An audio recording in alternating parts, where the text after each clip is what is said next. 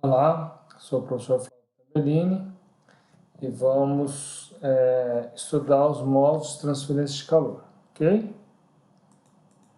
Então, a transferência de calor é uma energia térmica em trânsito que ocorre devido a uma diferença de temperatura, tá? Os modos de transferência de calor, tá? Condução, convecção e radiação, são só esses três, tá? Condução. Como que eu, né, por que ocorre a condução? Porque tem atividades atômicas e moleculares, elas estão num grau de agitação maior, quando a temperatura é maior, e numa temperatura menor, esse grau de agitação é menor, tá? Então, essa atividade atômica, esse movimento das moléculas, né, dos átomos, pode ocorrer por translação, rotação e vibração delas, tá? Ocorre a difusão, que é o movimento aleatório do ponto de temperatura alta para o ponto de temperatura baixa, né? Então, a temperatura vai ocorrer naturalmente do ponto de uma temperatura que está mais alta para uma temperatura que está baixa, ok? Transferência de calor por condução através de uma parede plana. Então, você tem aqui do lado esquerdo uma temperatura T1, do lado direito uma temperatura T2, tá? Tem um fluxo de calor, temperatura T1 maior que a temperatura T2, aqui L é a espessura da parede. Então, nós temos a lei de Fourier, que o fluxo de calor é menos K vezes dt dx. Esse K é a condutividade térmica do material, tá? A condutividade térmica é dada em watt por metro Kelvin, ok?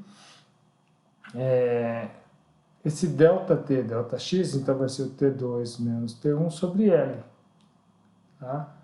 Então, na hora que a gente usa essa expressão aqui, diferencial, tem esse negativo. Mas quando a gente usa a temperatura maior menos a temperatura menor e usa esse ΔT aqui, cuidado que aqui o valor é positivo, aqui tem esse valor que é negativo, mas aqui esse ΔT sobre ΔX é um T2 menos T1, então ele negativo com negativo troca, inverte aqui o sinal, T2 fica negativo, T1 fica positivo. Então é a mesma expressão, mas cuidado para não confundir. Taxa de calor é igual a calor por unidade de tempo, tá? Então é dado em watt, que é joule por segundo, ou quilowatt, que é quilojoule por segundo. Fluxo de calor é taxa de calor por unidade de área, então vai ser watt por metro quadrado, esse Q com aspas, tá? Que esse Q2 vezes a área, né? Que o aspa aqui, né? Que é o Q2 linhas, que é o Q2 linhas, o fluxo de calor é a taxa de transferência de calor dividido pela área. Nós temos também a taxa de transferência de calor por unidade de comprimento, que é o Q', que é Q sobre L, tá bom? Então, isso aqui é dado em watt por metro, a taxa de transferência de calor por unidade de comprimento. O outro modo de transferência de calor, convecção, tá? É entre um sólido e um fluido que está em contato, ok? Então, nós temos dois fenômenos que ocorrem para que haja convecção. Tem o movimento aleatório das moléculas, que é o processo de fusão, igual da condução, tá? E existe o movimento global macroscópico do fluido como um todo, que é chamado de advecção, tá? Então, a difusão mais a advecção vai ocorrer a convecção. Não existe advecção no sólido, né? Que no caso geralmente que ocorre é a condução, porque não existe esse movimento global do sólido, tá? Somente do fluido, que isso que ocorre, beleza? Então, a convecção nós temos dois tipos básicos, a forçada e a natural. A forçada é quando nós temos uma corrente de ar, né, com uma determinada velocidade, o fluido está com uma velocidade, quando ela é natural, dizendo que o fluido está parado, ok? O convecção natural, um exemplo muito comum, é a taxa de transferência de calor que ocorre nos condensadores da geladeira, né? Naqueles caninhos que ficam atrás da geladeira, naqueles tubos, ali ocorre transferência de calor por convecção natural do lado de fora. Do lado de dentro, onde passa o fluido refrigerante, é convecção forçada, ok? Aqui temos os valores típicos do coeficiente de transferência de calor por convecção. Os gases variam de 2 a 25 watts por metro quadrado Kelvin, os líquidos de 50 a 1000. Na convecção forçada, esses valores aumentam um pouco, os gases vão de 25 a 250 e os líquidos de 100 a 20.000.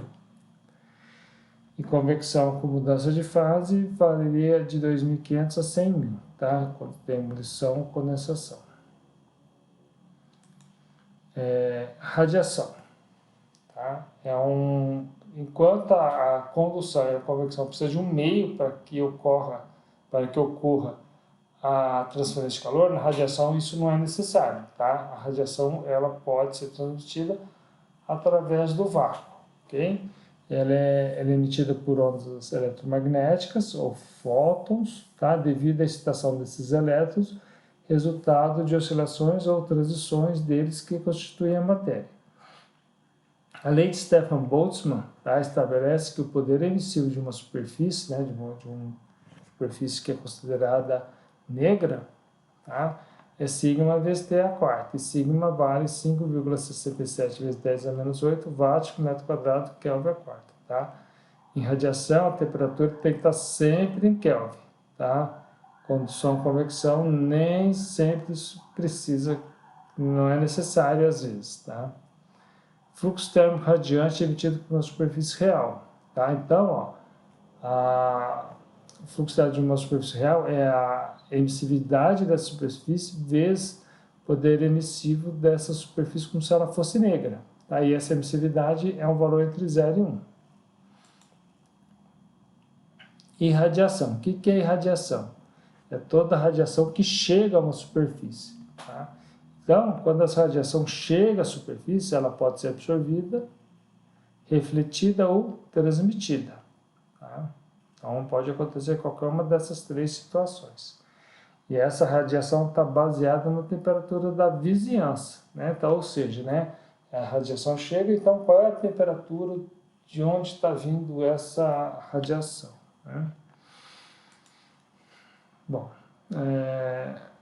quando nós temos aqui uma superfície, a radiação, nós temos aqui as componentes, a irradiação chega, esse G, uma parte é refletida, que é o ρg, uma parte é absorvida, que é o αg, e uma parte é transmitida, que é o τg. Tá? A soma dos coeficientes, o alfa mais o ρ mais o τ, vai ser igual a 1. Tá? Consequentemente, a radiação absorvida mais a refletida mais a transmitida também tem que ser igual à irradiação, tá? Ou seja, igual à radiação que chega. Bom, agora nós temos a energia radiante em uma superfície opaca. Tá? Então, para uma superfície opaca, tá? Não tem transmissão da irradiação, só vai ter absorção e reflexão. Tá? Então, vai ter energia absorvida, energia refletida e vai ter a energia radiante emitida. Tá? Então, nós temos três. A emitida é baseada na temperatura de superfície e a absorvida e a refletida é baseada na temperatura da vizinhança, ok?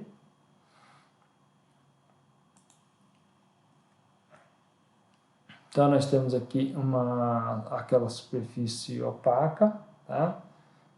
Aqui é absorvida, está uma temperatura Ts, tem a irradiação que chega, refletida e a emitida, tá? O fluxo de calor radiante é o emitido menos o absorvido. Se o epsilon for igual a alfa, nós podemos usar essa expressão aqui, ok? Então, tá aí alguns conceitos básicos, nós não vamos nos aprofundar em radiação agora, porque isso será visto futuramente, beleza?